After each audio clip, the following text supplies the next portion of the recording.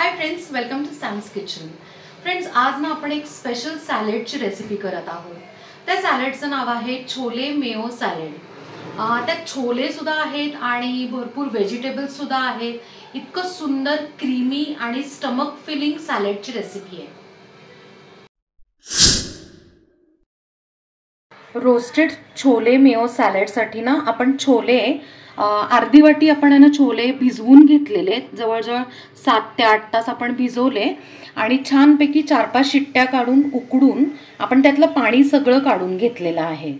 आपल्याला छोले रोस्ट करण्यासाठी आपण एका पॅनमध्ये 1 चमचा तेल टाकलंय आणि त्यात ना आपण आता 3 पाकळ्या लसूण बारीक चिरून टाकलेला आहे। हे जे तेल वापरले ते मी ना कोकोनट ऑइल वापरले, खोबरेल तेल।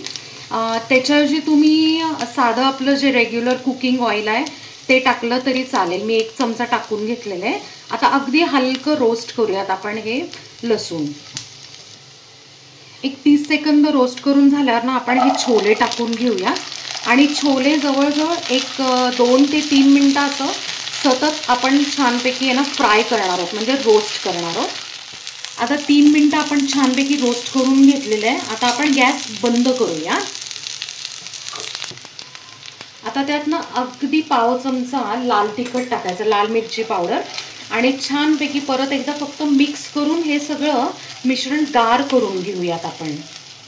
आता आपण एक बाउल घेतलेलं आहे, त्यात सॅलेड करून घेऊ। त्यात ना 2 चमचे आपण मेयोनीज टाकणार आहोत। आपलं जे रेग्युलर जे मेयोनीज आहे ना, व्हेज मेयोनीज, ते आपण ह्याच्यात टाकून घेऊया। चवीप्रमाणे मीठ, 1 चमचा लिंबाचा रस, 1 चमचा पेरी पेरी मसाला। हा ना कुठल्याही स्टोअरमध्ये तुम्हाला मिळू शकतो आणि समजा जर अवेलेबल नसेल तर तुम्ही यांना थोडंसं अजून लाल मिरची पावडर आणि ब्लॅक पेपर पावडर म्हणजे मिरी पावडर टाकलं तरीही चालू शकतं। आता हे आपण मिक्स करून घेऊया। आता आपण ना ह्याच्यात आहे ना कच्च्या भाज्या टाकणार आहोत। पहिलं आहे किसलेलं गाजर। हे सगळं ना मी पाव वाटी करून घेतलेलं आहे। पाव वाटी बारीक चिरलेला कांदा, पाव वाटी बारीक चिरलेली काकडी आणि फायनली पाव वाटी बारीक चिरलेला टोमॅटो। आणि आपण हे रोस्ट केलेले जे छोले आहेत ते पण ह्याच्यात सगळे टाकून घेऊया। आता हे आपण सगळं छानपैकी मिक्स करून घेऊ, म्हणजे आपण जे मेयोमध्ये मसाले ॲड केले होते किंवा मग लिंबाचा रस ॲड केला होता तो सगळा ना या सॅलेडला छानपैकी असा कोट होईल। आपण हे सॅलेड मस्तपैकी मिक्स करून घेतलेलं आहे। आता आपण ते सर्व करून घेऊयात। तर फ्रेंड्स, मस्त असं क्रीमी, थोडंसं स्पायसी आणि हेल्दी असं छोले आणि मेयो सॅलेड आपलं तयार आहे आणि आपण ते छानपैकी सर्व करून घेतलेले आहे। तर फ्रेंड्स, कशी वाटली तुम्हाला आजची सॅलेडची रेसिपी? आहे ना एकदम मस्त आणि वेगळी सुद्धा आहे।